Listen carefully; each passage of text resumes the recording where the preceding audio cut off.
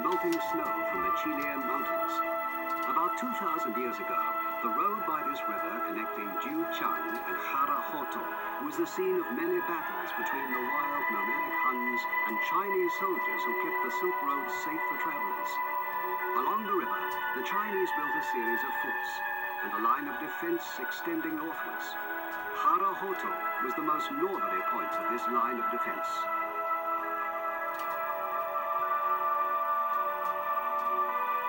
These statues of mounted soldiers and horse-drawn chariots were excavated near Jiuqiang, and they represent members of the Chinese army.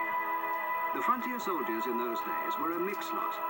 Conscripts, settlers recruited from the interior of China, and even convicts all helped to guard this distant frontier.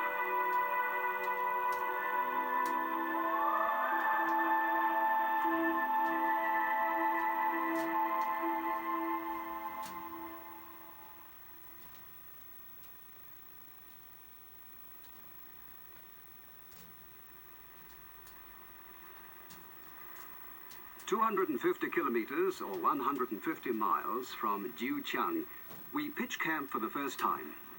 The temperature during the day had been about 20 degrees Celsius, or 70 degrees Fahrenheit. But during the night, it quickly fell to as low as about -6 degrees Celsius, or about 20 degrees Fahrenheit. This wide range of diurnal temperature is quite common in the Gobi Desert. We found the dried hoof of a camel, which showed no sign of decomposition. Perhaps the camel had been killed by wolves. We couldn't guess. In this area, the only rainfall is only about 37 millimeters, or 1.5 inches, and evaporation would easily dry out 100 times this amount.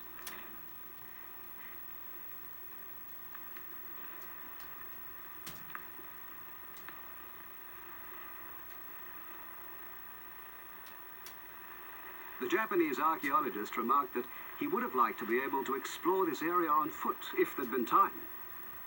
What discoveries must be waiting in the desert to help solve some of the mysteries of history?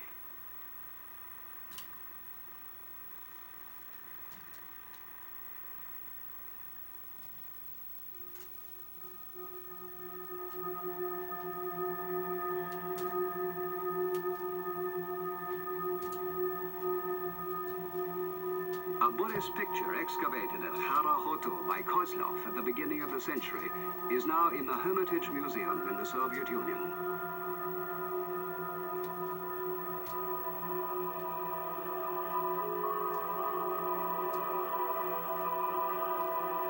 In contrast with most Buddhist art, this picture is decidedly disturbing.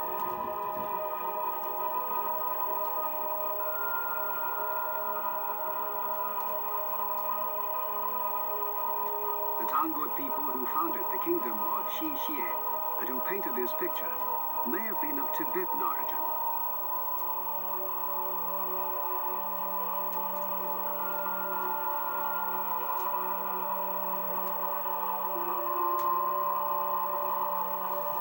Tibetan culture has connections both with the West and with the East, but it is quite distinctive.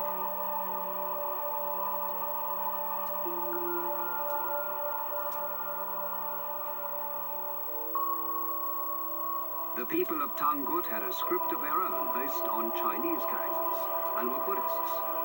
They conquered the treasure house city of Dunhuang and established a great kingdom in the middle of the desert.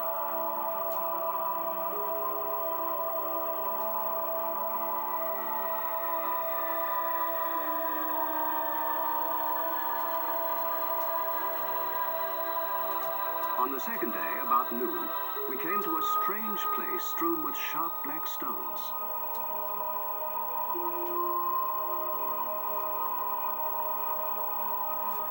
Even by the standards of the Gobi Desert, this is a fearful place, and the local people dread it.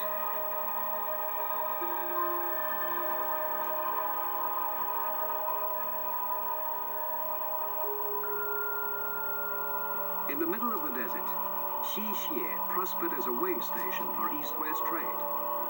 However, this prosperity only lasted for about 200 years. In the 13th century, the city seems to have vanished. We have no idea what happened to the Tangut who ruled it, or its inhabitants, or their descendants.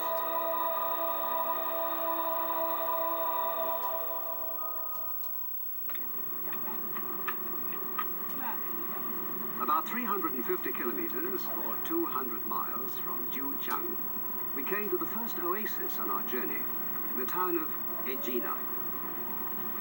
In Marco Polo's book in his travels, there's a mention of an Egina, but it wasn't this town, which was built only around 1960.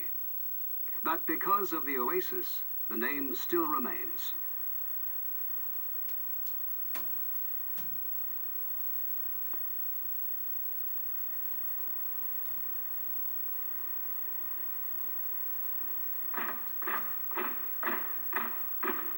There's a garrison of the Chinese army stationed here to patrol the border. It's quite near the Mongolian border, and today, as in the past, it's China's main northerly line of defense.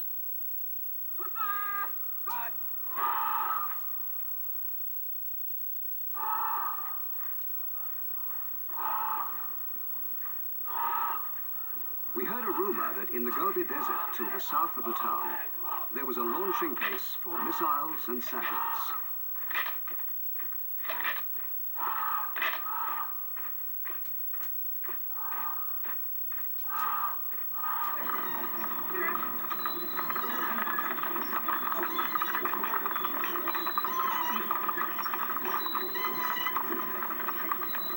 At midday, the oasis is busy with people going home for lunch.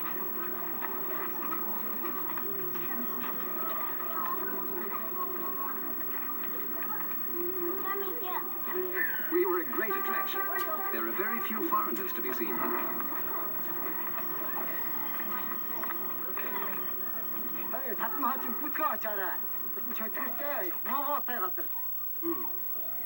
Many people tried to persuade us not to go on.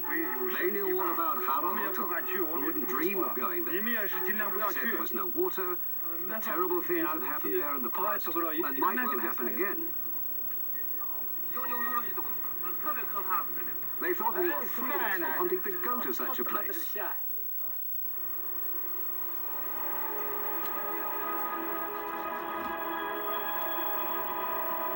Khara-khoto lies east of Egina, near a place where the Egina River becomes a group of small lakes.